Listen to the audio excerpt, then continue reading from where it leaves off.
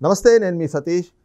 ఆంధ్రప్రదేశ్లో ఎన్నికల ముంగిట అధికారుల తీరు వివాదాస్పదంగా మారుతూ ఉంది. అందులోనూ ముఖ్యంగా చూసుకుంటే ఏదైతే రాష్ట్ర ప్రధాన కార్యదర్శి చీఫ్ సెక్రటరీగా ఉన్నటువంటి జవహర్ రెడ్డి వ్యవహార శైలి పైన కేంద్ర ప్రభుత్వంలోని ఉన్నతాధికారులు అంటే సీనియర్ ఐఏఎస్లు కూడా ఒకంత విస్మయం వ్యక్తం చేస్తున్నారు. అదే క్రమంలో ఆయన పైన ఆగ్రహాన్ని కూడా వ్యక్తం చేస్తూ ఉన్నారు అనేటువంటి ఒక చర్చ అయితే విస్తృతంగా జరుగుతూ ఉంది. ఈ క్రమంలోనే ఆయన పైన బదిలీ వేటు వేయాలి అంటూ కూడా, అంటే చర్యలు తీసుకోవాలంటూ కూడా కేంద్ర ఎన్నికల సంఘానికి కూడా ఫిర్యాదు చేయబోతున్నారు అనేటువంటి ఒక ప్రచారం కూడా ప్రస్తుతం అధికార వర్గాల్లో చాలా విస్తృతంగా జరుగుతుంది. మరి ఇందులో ఏ మేరకు వాస్తవం ఉంది, ఏ అంశాల కారణంగా ఈ రోజున జవహర్ రెడ్డి పైన ఉన్నతాధికారులు సీరియస్గా ఉన్నారు అనేటువంటి అంశాలు మనతో చర్చించేందుకు ప్రముఖ రాజకీయ విశ్లేషకులు అడిసిమల్ శ్రీనివాసరావు గారు ఉన్నారు. సార్ నమస్తే.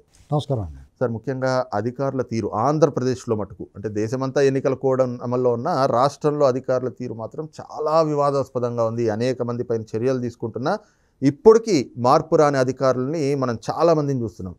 కానీ ఒక చీఫ్ సెక్రటరీ స్థాయి వ్యక్తి పైన నేరుగా సీనియర్ ఐఏఎస్లు, కేంద్రంలో ఉన్నటువంటి ఐఏఎస్లు వాళ్ళు ఆగ్రహం వ్యక్తం చేస్తున్నారు. ఆయన్ని సస్పెండ్ చేయాలి అంటూ కేంద్ర ఎన్నికల సంఘానికి ఫిర్యాదు చేయబోతున్నారు. అంటే ఏంటి కారణాలు? ఇదంతా ఫ్యాక్షన్ మనస్తత్వం ఉన్న వాళ్ళు పాలిగాళ్ళ బ్యాచ్ అండి. ఇదంతా దండుపాళెం బ్యాచ్ అంటాను అందుకున్నాను నేను. ఇప్పుడు రెవెన్యూ ఇంటెలిజెన్స్ పేరుతోటి ఒకరిని తీసుకొచ్చారు, ఐఆర్ఎస్ అధికారిని తీసుకొచ్చి, డిప్యూటేషన్ మీద తీసుకొచ్చి, రెడ్డిని తీసుకొచ్చి వీళ్ళ మీద వదిలేసాడు.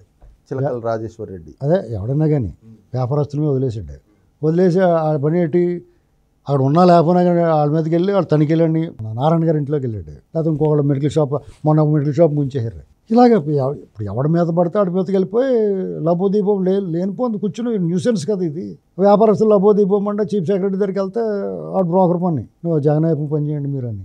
ఇది ఇలాగంటే వాళ్ళు బాధ వచ్చింది. మరి చేసే పనులు ఈ రొంకేవారాలు ఏంటి? ఇప్పుడు నువ్వు చేస్తున్నప్పుడు ఎవడైనా విమర్శిస్తే కూడా తట్టుకోకుండా మమ్మల్ని ఏం చేస్తాడో తోలు తీసేస్తారు. ఎందుకు ఊరుకుంటారో? మీరు చేసే పనులు మీరు చేస్తే మాట్లాడి వాళ్ళు మాట్లాడతారు ఖచ్చితంగానే. ఇప్పుడు అర్జెంటుగా చీఫ్ ఎలక్షన్ కమిషనర్ ఇతని మీద దృష్టి పెట్టాలా. జవహర్ రెడ్డి మూలకారకుడు, అతను అర్జెంటుగా ఇప్పుడు స్టేట్ ఎలక్షన్ కమిషనర్ ఆ వెంకటరామరెడ్డిని తొలగించమని సస్పెండ్ చేయమని పంపిస్తే ఎందుకు బేఖాతరు చేశాడు? ఈ రెవెన్యూ ఇంటెలిజెన్స్ వాడిని వెనక్కి పంపించేయమంటే, వాళ్ళు కేంద్రం నుంచి ఆదేశాలు వెనక్కి ఇవ్వమంటే ఆ ఫైల్ 10వ తారీఖు వస్తే ఇప్పుడు వరకు తొక్కుపెట్టి ఎందుకు ఇచ్చాడు?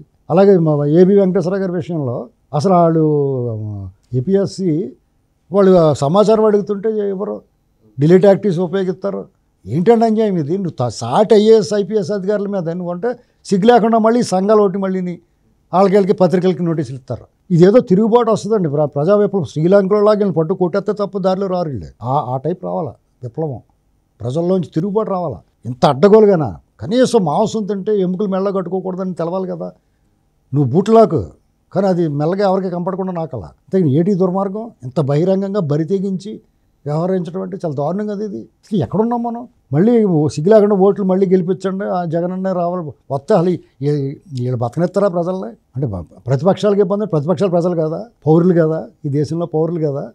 మీరు ఒకళ్ళే బతకాలా? అంటే ఫ్యాక్షన్ మనస్తత్వం ఉండు, ఇంటికో బియ్యం మూట ఇస్తే ఆయన పాలిక పడుకుని తిప్పుకుంటాం అనుకుంటున్నారా మీరు? కుదరదు. గోడనేసి తొక్కేస్తారు. ఎందుకు ఊరుకుంటారు జనం? ఎన్నాళ్ళు సాగుద్ది? 10 మంది రావట్లేదు మీటింగ్ పెడితే. ఇలాంటివన్నీ చూస్తే ఇంకా రేపు వాళ్ళు ఓటు కూడా పడవు వీళ్ళకి.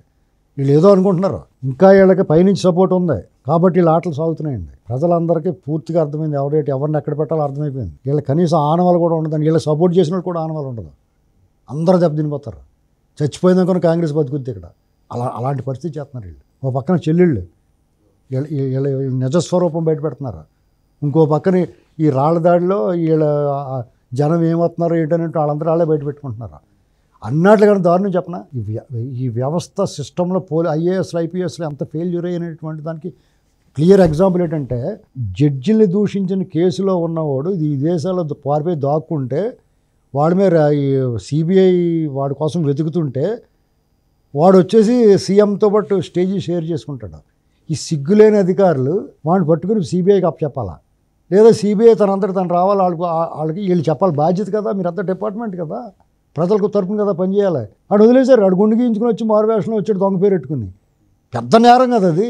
అండ్ ఇప్పుడు బయటికి పోనకుండా బంధించుంటే అప్పుడే 48 గంటలు అయిపోయింది. మిమ్మల్ని ఎవడన్నా విమర్శిస్తే లెటర్లు రాసి ఈ పెద్ద పోటుగాళ్ళు సీఎం పక్కనే మోస్ట్ వాంటెడ్ తిరుగుతుంటే నోటోరియస్ క్రిమినల్లో మీరు ఎలా వదిలేశారయ్యా?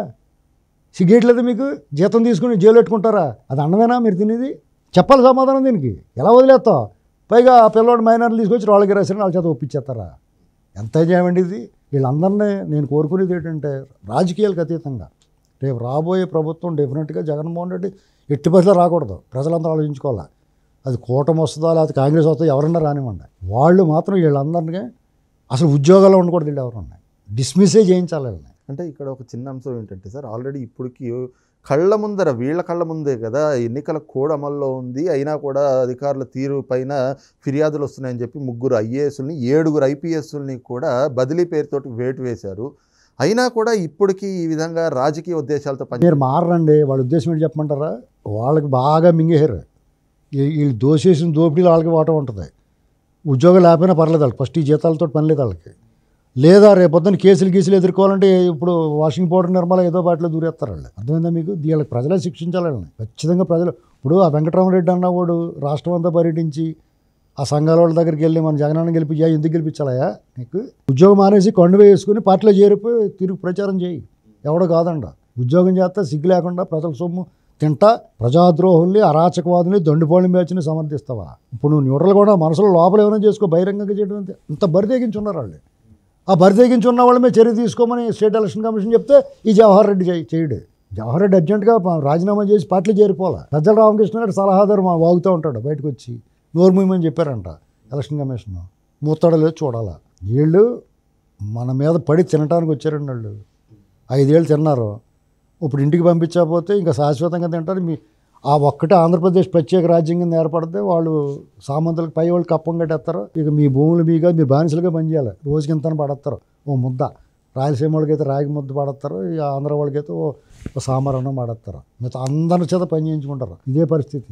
ఇది గమనించుకోవాలి వాళ్ళు అర్జెంటుగా. వీళ్ళు ఆచూకీ ఆనవాళ్ళు లేకుండా ప్రతి ఒక్కడు బయటకు వచ్చి 100% ఓటేసి వీళ్ళు పంపించాలి. అయినా రేపు ఎన్నికల్లో అక్రమాలు చేయాలంటే గోడనేసి తొక్కేయాలి, తిరగబడాలి, భయపడకూడదు ఎవడన్నా.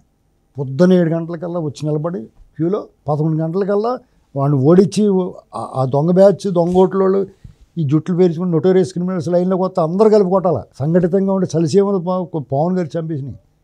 అలాగే అందరూ తిరగబడి చేయగలిపితే ఎంత గొప్పవాడని ఎంత పోటుగాడైనా తోకముడుతాడు.